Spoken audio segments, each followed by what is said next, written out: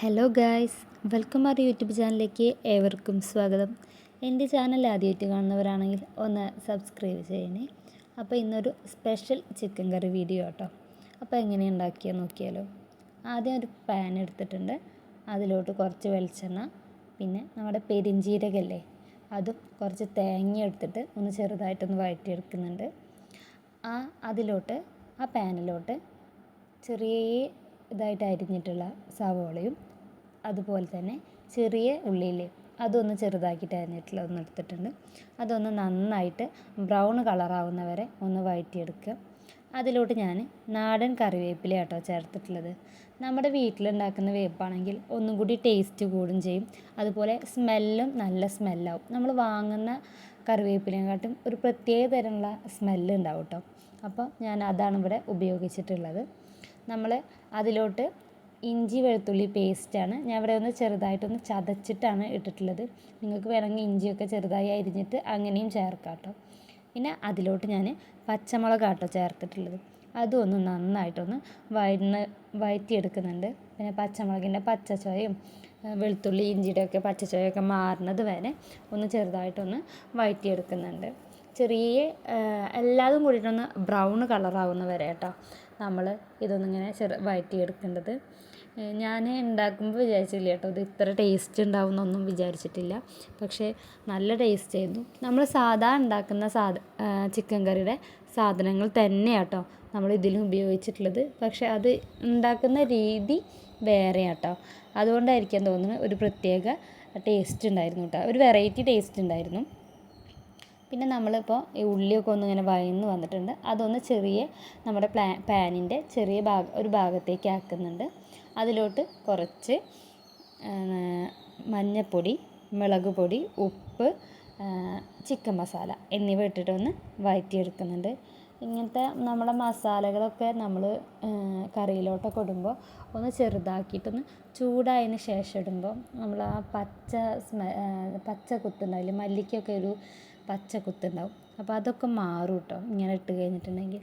ഇതിലോട്ട് കുറച്ച് Kashmiri chilli powder ഇടാം കേട്ടോ.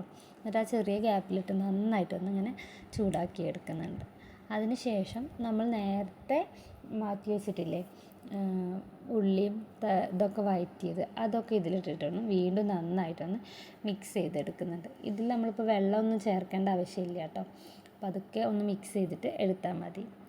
ഇങ്ങനെ എല്ലാവരും ഒന്ന് ട്രൈ ചെയ്ത് നോക്കി നോക്കട്ടോ. മറ്റേ രീതിയിൽ നമ്മൾ ഉണ്ടാക്കുന്നതിനെക്കാട്ടിയും ഒരു വെറൈറ്റി രീതിയാണ്. നല്ല ടേസ്റ്റ് ഉണ്ടായിരുന്നു. ഇത് ഞാൻ ഫോണിങ്ങനെ നോക്കിക്കൊണ്ടിരിക്കുമ്പോൾ സിമ്പിളായിട്ട് നമ്മൾ ചിക്കൻ കറി എങ്ങനെ ഉണ്ടാക്കുക നോക്കി നോക്കുമ്പോൾ നമ്മുടെ ഷെഫ് പിള്ള സാറുണ്ടല്ലോ അദ്ദേഹത്തിൻ്റെ ഒരു റെസിപ്പി കേട്ടോ അത്. അപ്പോൾ അദ്ദേഹം ഉണ്ടാക്കുമ്പോൾ തന്നെ എനിക്കൊരു മുന്നേ അത് കണ്ടിട്ടുണ്ടായിരുന്നു. അപ്പോൾ ഇങ്ങനെ ഒന്ന് ഉണ്ടാക്കി നോക്കി നോക്കണം, ഒരു നല്ല രീതിയിൽ ഉണ്ടാക്കി നോക്കി നോക്കണം എന്നുണ്ടായിരുന്നു. അപ്പോൾ അന്നാണ് ഞാൻ ഇതുണ്ടാക്കിയത് കേട്ടോ.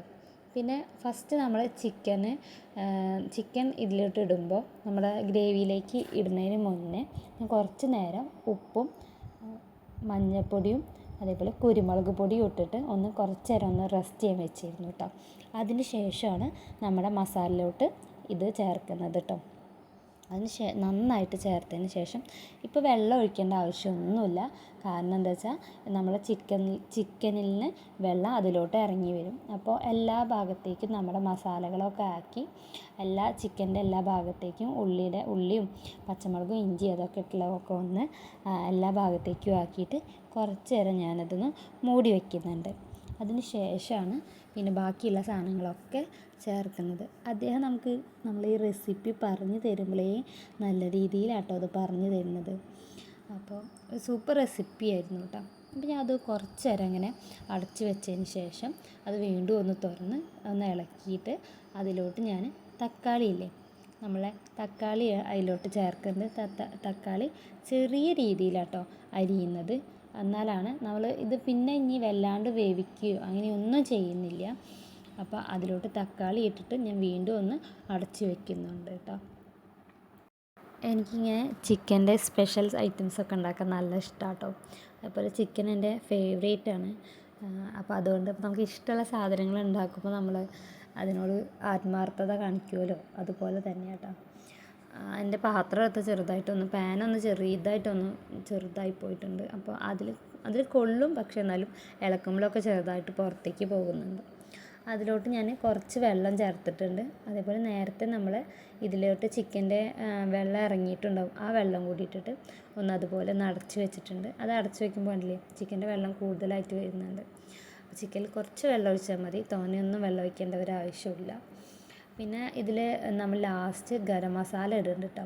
അപ്പോൾ അദ്ദേഹം ചെയ്തത് എന്താ വെച്ചാൽ ഗരം മസാല അദ്ദേഹം ഹോം മെയ്ഡായിട്ട് ഉണ്ടാക്കുന്നതാണ്. പട്ട, ഗ്രാമ്പൂ, ഏലക്കായ അങ്ങനെ കുറച്ച് സാധനങ്ങളൊക്കെ ഇട്ടിട്ടാട്ടോ അദ്ദേഹം ഉണ്ടാക്കുന്നത്. പക്ഷേ എൻ്റെ അടുത്ത് ഗരം മസാലയുടെ പൗഡർ ഉള്ളതുകൊണ്ട് ഞാനത് ഉണ്ടാക്കിയിട്ടില്ല കേട്ടോ. നമ്മളെ വീട്ടിൽ മസാല പൗഡർ ഉണ്ടായിരുന്നു, പിന്നെ ഉണ്ടാക്കേണ്ട സാധനങ്ങളൊന്നും അപ്പം ഉണ്ടായിരുന്നില്ല. അപ്പം ഞാൻ പിന്നെ ഇങ്ങനെ ഉണ്ടാക്കാൻ വിചാരിച്ചു. അപ്പോൾ അതുകൊണ്ടാണ്. പിന്നെ ഇനി ഇതിൽ വേറെ സാധനങ്ങളൊന്നും നമ്മൾ ചേർക്കുന്നില്ല. ഇപ്പോൾ ഏകദേശം നമ്മുടെ ചിക്കൻ സെറ്റായിട്ടുണ്ട്. ഇനി നമ്മൾ സെർവിങ് ബോൾ എടുക്കുക, അതിലോട്ടൊന്ന് സെർവ് ചെയ്യുക, അത്രയേ ഉള്ളൂ. ഇത് നമ്മൾ പൊറോട്ടയുടെ കൂടെയോ അതേപോലെ ചപ്പാത്തി അങ്ങനത്തെ സാധനങ്ങളിൽ എന്തിൻ്റെ കൂടെയും കഴിക്കാം. നമ്മൾ സാധാ ഉണ്ടാക്കുന്ന ചിക്കൻ കറീനേക്കാളും ഒരു പ്രത്യേക രുചി കിട്ടുന്നുണ്ട്. ആദ്യം നമ്മൾ ഒഴിച്ച വെളിച്ചെണ്ണ ഇല്ലേ, അതിൻ്റെ രുചിയും കിട്ടുന്നുണ്ട്. അപ്പോൾ ഇനി ഇതുപോലത്തെ റെസിപ്പികൾ വേണമെങ്കിൽ ഒന്ന് കമൻറ്റ് ചെയ്യൂ കേട്ടോ. അപ്പോൾ എല്ലാവരും ഒന്ന് ട്രൈ ചെയ്ത് നോക്കി നോക്കുക, സൂപ്പർ റെസിപ്പിയാണ്. അപ്പോൾ ഇനി അടുത്ത വീഡിയോ ആയിട്ട് നമുക്ക് പിന്നെ കാണാം കേട്ടോ.